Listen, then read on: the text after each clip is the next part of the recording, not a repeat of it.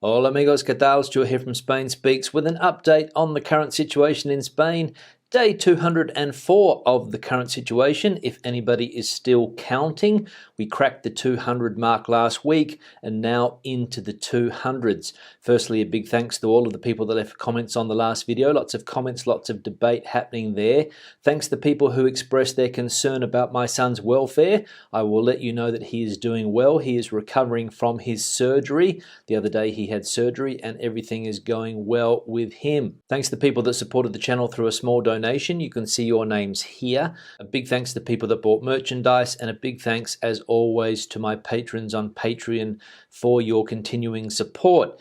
Now, as we mentioned yesterday, it's all about Madrid again. Unfortunately, for those of you around Spain who are not in Madrid, the focus in recent times has been solely on Madrid because it is the capital city of Spain and it is the coronavirus hotspot in the country at the moment. Now, as we know, Madrid has gone into a partial lockdown. We can see here that Spain has imposed that partial lockdown on a defiant Madrid. More than 3 million people in Madrid have had new restrictions imposed on their lives as Spain tries to control the most serious second wave of COVID-19 infections in Europe.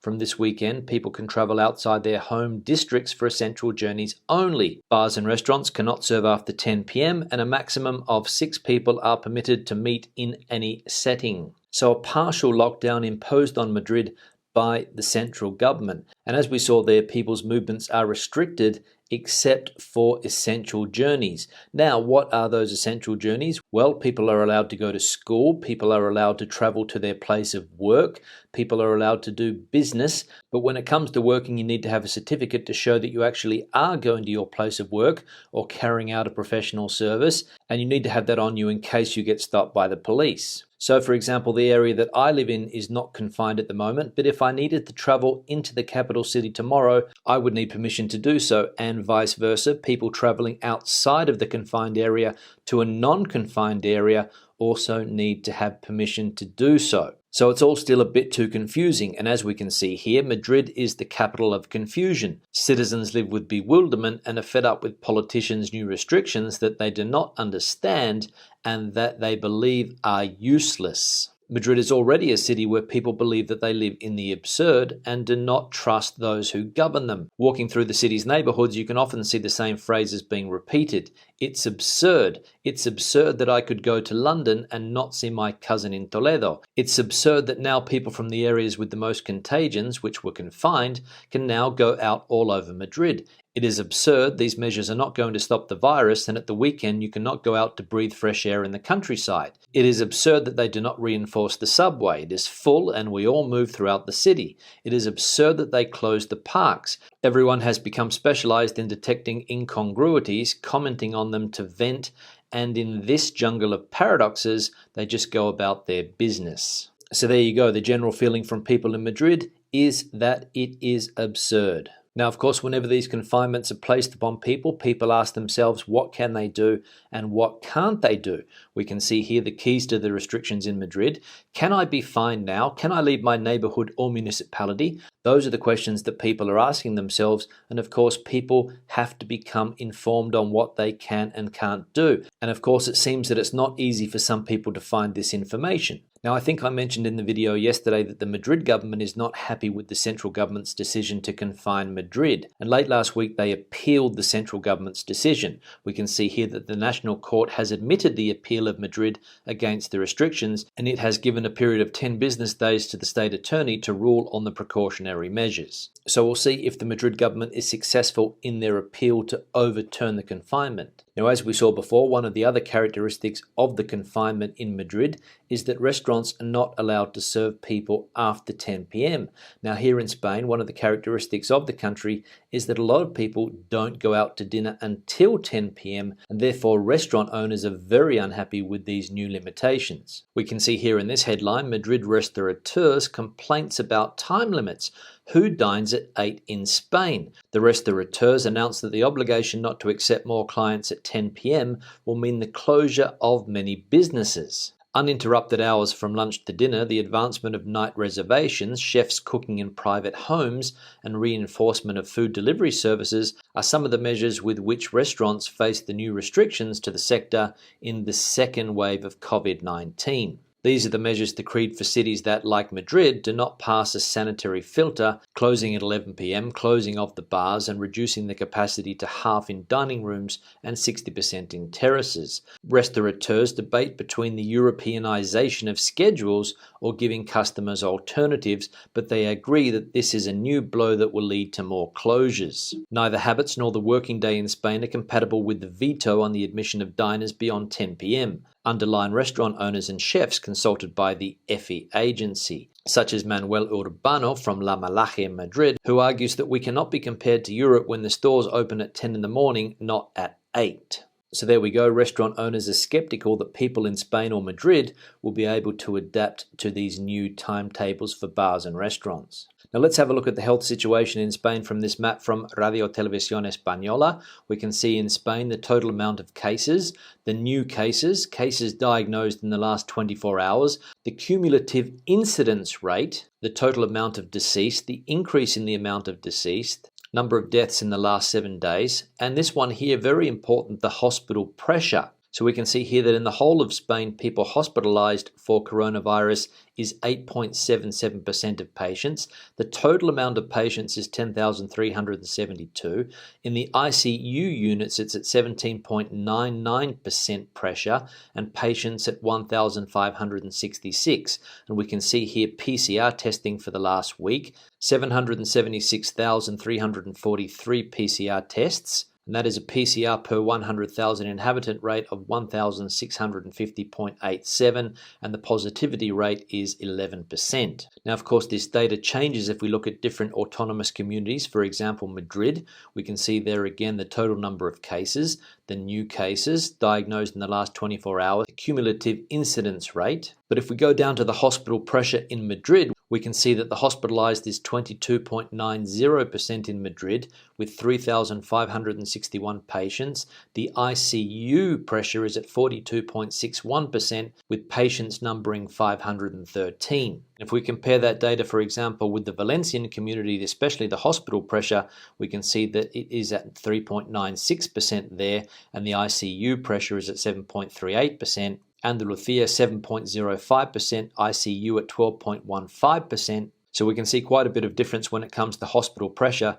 between regions like Madrid, the Valencian community, and Andalusia. So some interesting data there. Now, if we turn our minds back to the height of the pandemic in Spain, the months of March, April, and May, lots of people were going out on their balconies or on their terraces in the evening applauding the work of health workers. It was a phenomenon that started in Italy and it continued here in Spain. But apparently now those applauses have turned to insults. The attacks on health workers increase in the second wave. Doctors and nurses lament the attacks by patients who are unhappy with the management of the health situation, especially in the emergency rooms and in primary care. In health centres and hospital corridors, no one remembers the applause at 8 o'clock in the afternoon. Those tributes during the first wave to the health workers who left their skin to flatten the curve of infections were as improvised as ephemeral. It was all a lie. There will be people who applauded from the heart, but we have gone from heroes to villains and contagious, laments Maria, an emergency nurse at the Madrid hospital 12th of October. So health workers there, as we just saw, unfortunately have gone from heroes to villains. Now on that note, let's have a look at some of the comments from the last video. First one here from May. Do you know anything about the UK lifting the 14-day quarantine? I want to visit family in the UK and I am English living in Spain.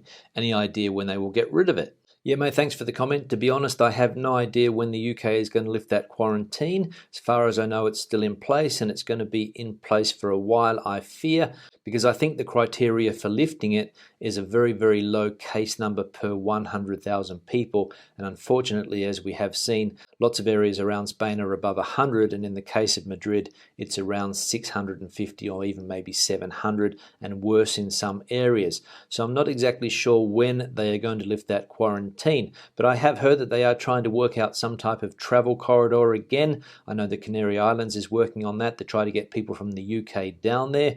They're offering free PCR testing and all of these things in order to get people back into the Canary Islands. So maybe that quarantine could be lifted for some areas of Spain, but not others. I don't know. One here from Cognition Experimenter. The Gregorio Marañón is an excellent hospital. I hope your son is feeling better. Take care from a Madrid girl living in England. Missing Madrid. Yeah, Cognition, thanks for the comment. You're right, it is an excellent hospital, especially the children's section and especially the maternity part of the hospital. The other part of the hospital, the general admissions part, is also a very good hospital, but I think it's one of these hospitals at the moment that is under a bit of pressure because of the COVID situation in Madrid. I didn't get to see that part of the hospital the other day, so I can't comment on what the situation is like there at the moment, but the part of Marañón that I saw, very, very good and efficient at the moment. And it's just one of many, many good hospitals in this country. One here from Chris. Hi Stuart, glad to hear your son is doing well. It would be great if you could tell us a bit more about how the medical systems work in Spain. For example, for your son's visits and surgery, how is this all arranged? Do you just show up at the hospital for a visit? And what is the process for booking the surgery? What identification is needed?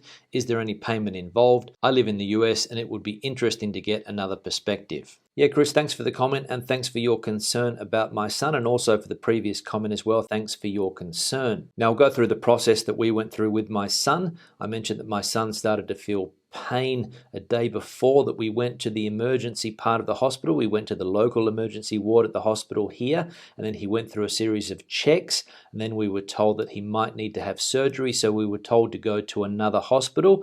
We were given the choice to go by ambulance or to drive there. We decided to drive, so we hopped in the car and went to the other hospital, which was, as I mentioned before, Gregorio Marañón in the center of Madrid. We got there, we had a piece of paper from the previous hospital, we showed it to the person in charge there, and then everything was arranged. I was told that I wasn't allowed to stay because only one parent is allowed to be present at the moment because of the COVID restrictions, and my son was taken off for some more tests. That was roughly about 2:30, and by 5:30 he was on the operating table getting his appendix out. So it was a very fast process, but of course it was emergency surgery. The doctors felt that they needed to operate as soon as possible. And the only documentation needed is your medical card. Everyone in Madrid has a medical card. Everybody in Spain has a medical card. You just have to show that when you go into the hospital, and there is no payment involved. It is completely free in the public hospital system here in this country. One here from Chris. I'm already modifying my nights out, going out earlier and coming home before 10. No big deal really. Glad to see your son is okay in these worrying times. Yeah, Chris, thanks for the comment, and interesting to see that for you it's no big deal to modify your routine and go out a little bit earlier. I'm like you, I go out at around 8:30 when I go out to have dinner. That's partly because I have a child. And for me to go out early and have dinner, there's no drama. The good thing is that you can find a table very easily. You can get served quicker. And of course, when the restaurants start to fill up at 10 o'clock on a normal day, of course that doesn't happen anymore, but in normal circumstances, restaurants start to fill up at around 10:30. But now, of course, that is not possible, as I just said. But I think the issue here is that I can adapt, you can adapt, and many people can adapt that are used to having lunch or dinner at earlier times, but here in Spain it's very ingrained in the society, or at least in Madrid. I can't really speak for other places around Spain, but I know it's fairly similar, that people don't normally go out for dinner, especially at weekends, until 10:30, 11. Very, very late in my opinion, and very, very hard for people to change because they've been doing it all their life.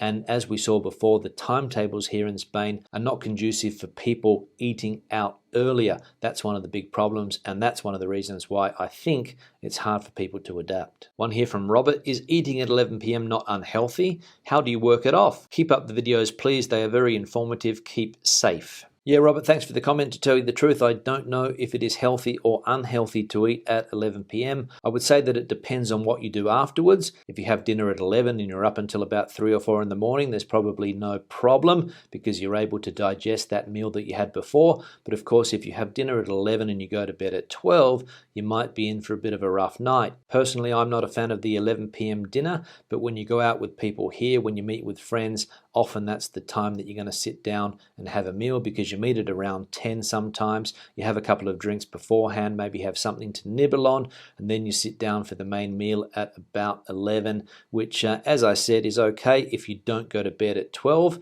but a lot of people go out afterwards and they work the food off, or they let it digest a little bit more. One here from Julia, but how does changing people's schedules help stop the spread of COVID? Does it spread faster in the dark than during the day? Yeah, Julia, thanks for the comment. The obvious answer to that is no, but I think what they're trying to do is stop people from socializing, as they have realized that that is one of the big problems here. People socializing, people going into small bars, small restaurants, sitting close together, maybe meeting with friends, people that are outside your bubble, and of course increasing the risk of catching COVID. And as we mentioned, if you stop serving meals at 10 p.m. here, a lot of people are just not going to go out. They're not going to change their habits. They're not going to go out at 8 p.m. They're just not going to go out at all, and therefore stop people socializing, I think, is one of the objectives here of the government. And finally, one here from Winston. Hi, Stuart. Do you know these Aussie groups? The Church, INXS, Savage Garden, Crowded House.